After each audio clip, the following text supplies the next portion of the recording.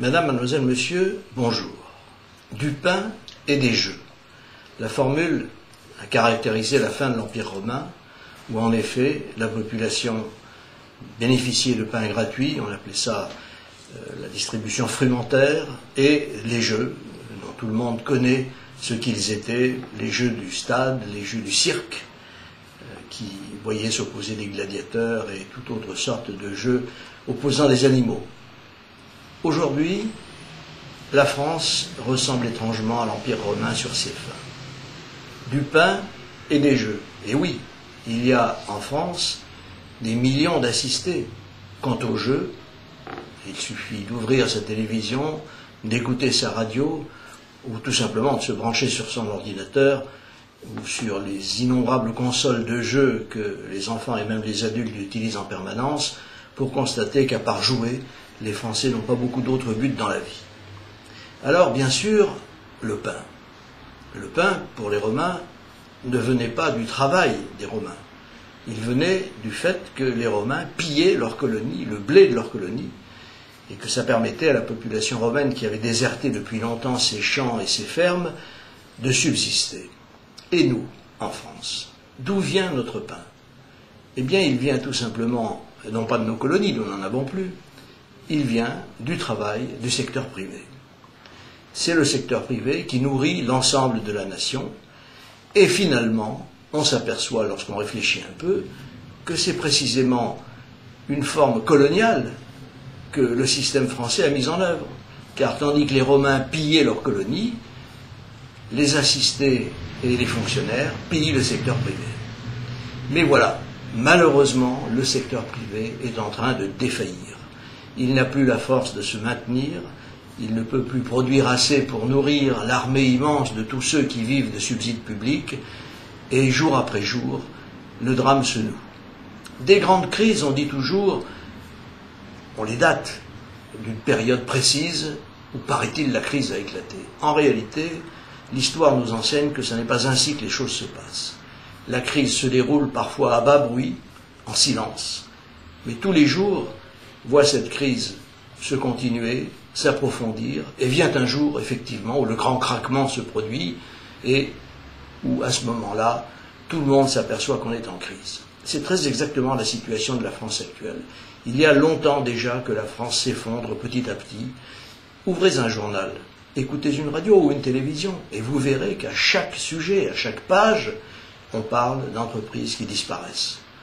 Que deviennent les personnes qui y travaillent? Des chômeurs, car bien peu parviennent à se recaser dans la mesure où on ne crée pas suffisamment d'entreprises et où le nombre d'entreprises qui est officiellement créé est en réalité le fait de personnes, pour la plupart d'entre eux, en tout cas de personnes issues du chômage et qui essayent, avec les maigres indemnités qu'elles peuvent avoir, de créer leur propre entreprise qui le plus souvent périclite, ne serait-ce qu'en raison de l'absurdité du système social et fiscal français qui tue littéralement les entreprises dès leur naissance.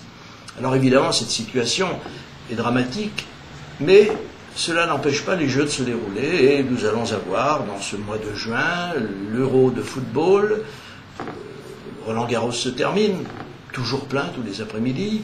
Nous allons avoir également dans peu de temps le Tour de France.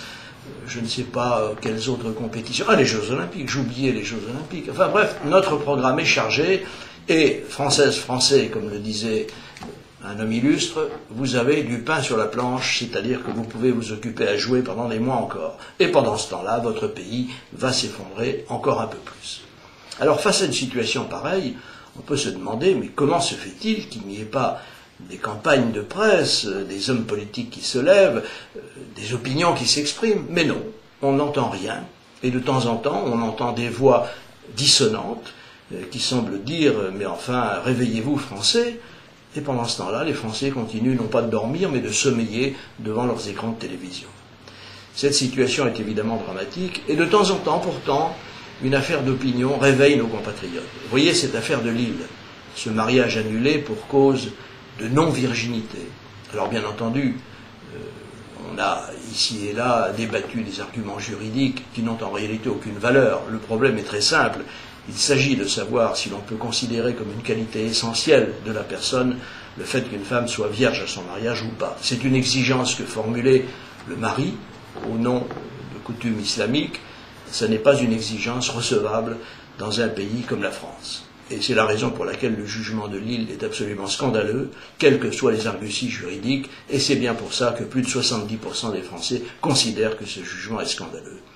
Que signifie-t-il en réalité? Il signifie tout simplement l'intrusion d'un certain nombre de coutumes importées par les immigrés. Certains s'intègrent, bien entendu, mais d'autres ne le peuvent pas ou ne le veulent pas. Et petit à petit, on est en train de renier ce que l'on peut appeler le consensus français, c'est-à-dire le fait acquis difficilement et au fil des années, après combien de conflits, rappelez-vous le XIXe siècle, les conflits religieux qui sont nés de la Révolution française et qui ne se sont terminés, et encore pas complètement, qu'en 1905. Aujourd'hui, nous sommes vraiment face à une situation où nous allons devoir affronter un nouveau conflit religieux à partir de bases qui n'auraient pas de raison d'être. Car enfin, cette politique d'immigration, comment a-t-on pu la mener de cette manière, c'est-à-dire ne pas la mener du tout, quand on sait que pour intégrer qui que ce soit, et en particulier des gens qui ne sont pas de notre culture, il n'y a pas 36 moyens, mais 2 ou 3, et peut-être 4. Le premier d'entre eux, c'est bien entendu la famille. Les familles explosent, et les familles immigrées ne font pas exception à la règle. Il y a ensuite l'école. Qu'est devenue l'école? Personne ne doute d'un seul instant que l'école ne soit plus le moindre moyen intégrateur. L'armée, on a supprimé le service militaire, et le travail, il n'y en a plus. Alors voilà exactement le magnifique résultat qu'ont obtenu les énarques qui nous gouvernent après une trentaine d'années de dérive permanente.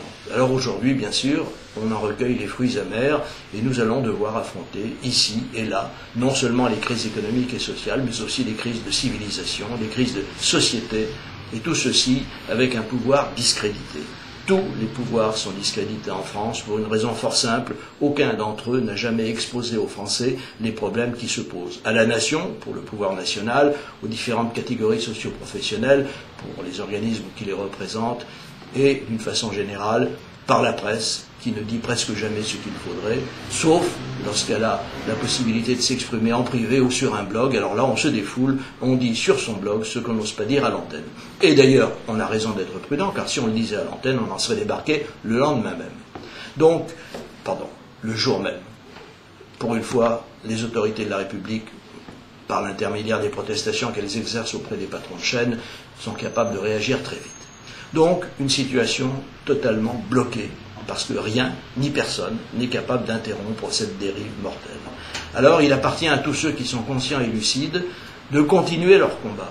Plutôt que de rentrer chez soi en courbant la tête, mieux vaut essayer de se réunir avec d'autres, je l'ai dit 100 fois et je le répète, avec d'autres qui partagent cette opinion.